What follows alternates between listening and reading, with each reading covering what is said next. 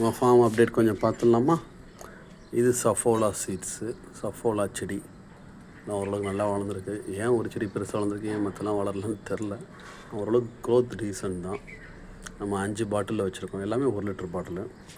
இது சிவப்பு பொன்னாங்கண்ணி கீரை.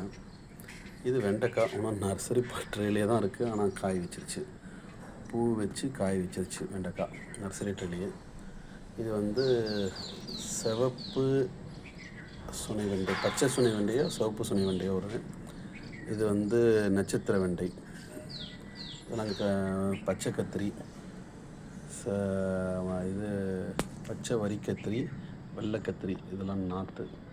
இதெல்லாம் மட்டும் கொஞ்சம் சரியாக மெயின்டைன் பண்ணால சில நாற்று வளரல. இது வந்து செடி தம்பட்டை, இது கொடி தம்பட்டை. பின்னாடி இருக்கிற புல்லுரெட்டி வந்து இருங்குச்சோளம், இதெல்லாம் ஓட்ஸு. புதினா, சன்ஃப்ளவர், இது நல்ல க்ரோத்து. இது சன்ஃப்ளவர் நல்லா ஹெவியாக வளர்ந்துருக்கு. செடி முருங்கை 2 இதில் வச்சுருந்தோம். அது இது ஃபுல்லாகவே வந்து வெண்டைக்காய், சாமை, பனிவரகு, அது மாதிரி. இது வெள்ளை முள்ளங்கி,